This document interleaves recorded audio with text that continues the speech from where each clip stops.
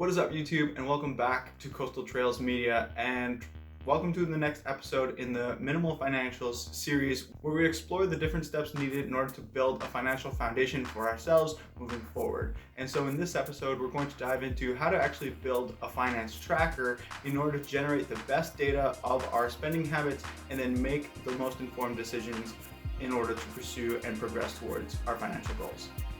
So let's dive into it.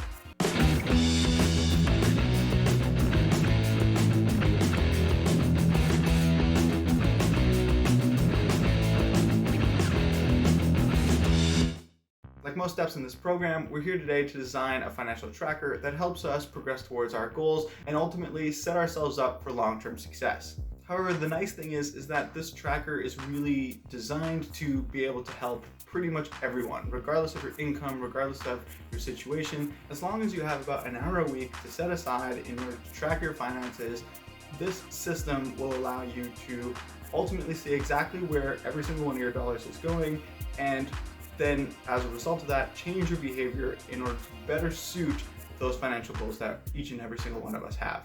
Regardless of where you get your information, tracking your expenses is touted as the single best thing you can do to help increase your financial position. Tracking your spending is really one of those tools that really just allows you to get an overall picture of your actual money habits and how you spend your money, where you spend your money, and whether or not those spending habits actually help you progress towards your goal or are actually pulling you away from it. And if so, it also gives you the information to adjust those behaviors in order to better line up with what you're going for. And so your first step in tracking your spending is figuring out what medium you want to use in order to do that. Now, there are a whole bunch of different modes or methods that people have put forth in the past, and whether that's physically with jars or envelopes, by hand in a notebook, using a spreadsheet for those who are a little bit more tech inclined, or even apps for people who just don't want to spend the time doing it all themselves. The problem with the apps is that by not physically doing it yourself, it takes away from a lot of that ingraining of the behavior. It takes away from the ability to actually see and interact with your spending. When you have to write something down, you have a tendency to think twice about spending that money than if you can just spend it and the app will do it for you. So the second step, once you figure out what medium you're going to use to track your spending, is to figure out what categories are predominantly important for you in your everyday life. Now, these categories kind of get broken into two subcategories. General life categories, which almost all of us will have to be spending money on a regular basis, are things like food, gas, entertainment, clothing, other daily expenses like consumables, insurance, licensing, rent, utilities, things of that nature. And then your subcategories tend to be the things that are probably a little bit more specific to you. In other words, something along the lines of medication or specific exercise classes, hobbies, or even things like groceries, eating out, snacks, and alcohol are great subcategories for food. But so it's very important that each one of your expenses gets assigned a subcategory. So even things like consumables, whether that's toilet paper, toothpaste, or anything else, that's an important subcategory to have that will really reflect where your money is actually going. And that's predominantly why it needs to be personal for you. Or some of my subcategories may be relevant to you, but probably most of them aren't. So, if you have kids, you're going to have different subcategories, or if you have to travel a lot for work, you're going to have different subcategories. So then step 3 is actually building out that tracking system. Up till now, we've really focused on trying to figure out what is important to have in it, but now we're actually going to go put pen to paper, so to speak, and physically build one out. So the first part of your tracking system is actually your spending journal. So that's just simply where you're going to write down each and every single one of your expenses. It isn't complicated. All you have to do is every time you buy something, you write it down. You put the date, the item, where you bought it, the purchase category and subcategory, and ultimately the price. So then your actual daily money tracker is going to be your accountability partner. So it provides you a quick and easy, real-time way of making sure that you're not overspending in specific categories. It's a simple spreadsheet where you just add the money you make and you subtract the money you spend, and then ultimately at the end of every single day or every single week, you see how much money you have left over in each one of your categories. Building the spreadsheet is a little bit more complicated, but remains pretty straightforward. Here it's better to start off simple and then add on complexity over time. Start by setting up your daily and monthly spending trackers. You're going to want to make sure that you have one column for each of your major spending categories. Then at the bottom of each one of those columns, you should have a running total, and so this running total should update every time you add an expense. Lastly, you want a space where you can sum across all categories to show you exactly how much spending money is available to you still. And so the ultimate goal once you set up your tracker is that if you sum all of the money assigned to each one of your categories, you will ultimately end up with the same figure that is in your checking account. Specifically, if you spend money predominantly in cash or on debit or don't use a lot of credit. And so for me personally, I update my spending tracker about once a week, and that's because I use predominantly credit cards in order to accumulate points in a rewards program.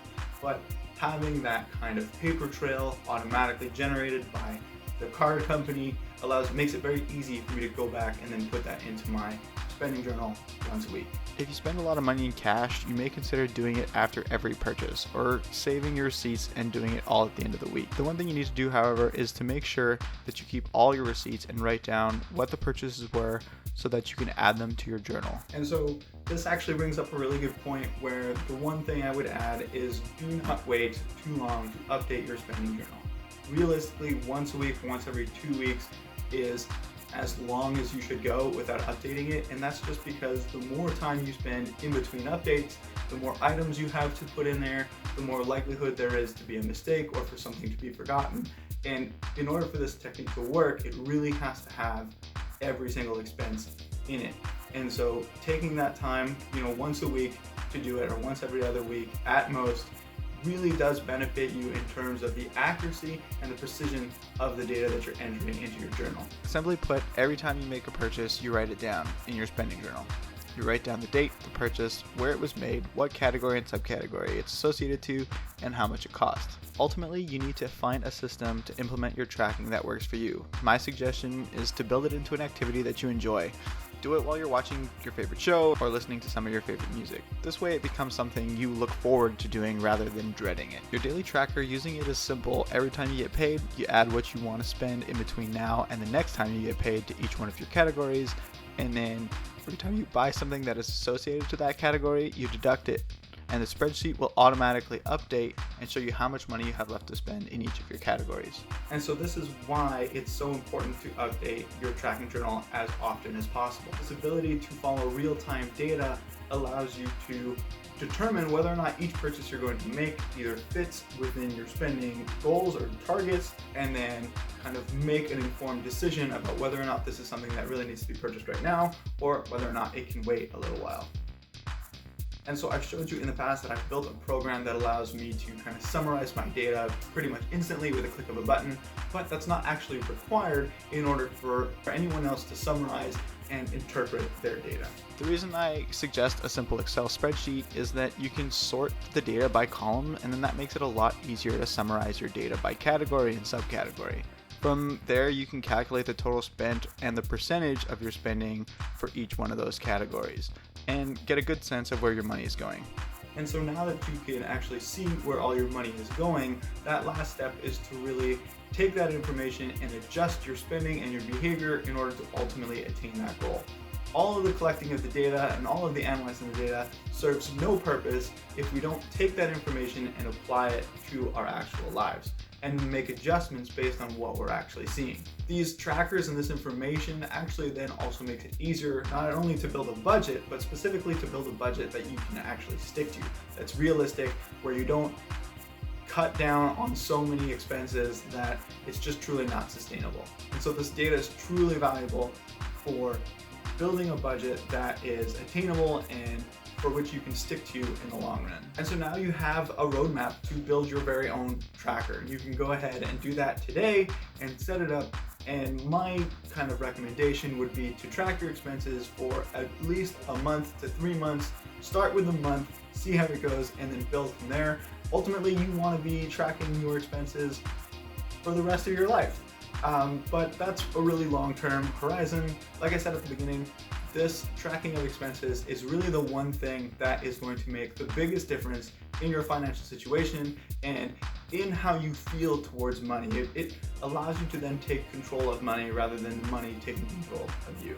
To be honest, it's way more important to learn about your personal spending habits and your behaviors than it is to start investing or anything like that. You can start all of that stuff once you've gotten a good hold on your day-to-day money situation. And so with that, I want to say thanks very much for watching. I will see you guys next week. Hopefully, we're going to be trying to actually show you how to build a budget, and so that's pretty exciting, and it's very much a hurdle for a lot of people, but hopefully with a step-by-step guide, it will help you figure all that out for yourself. Subscribe, like the video, and I'll see you guys next week.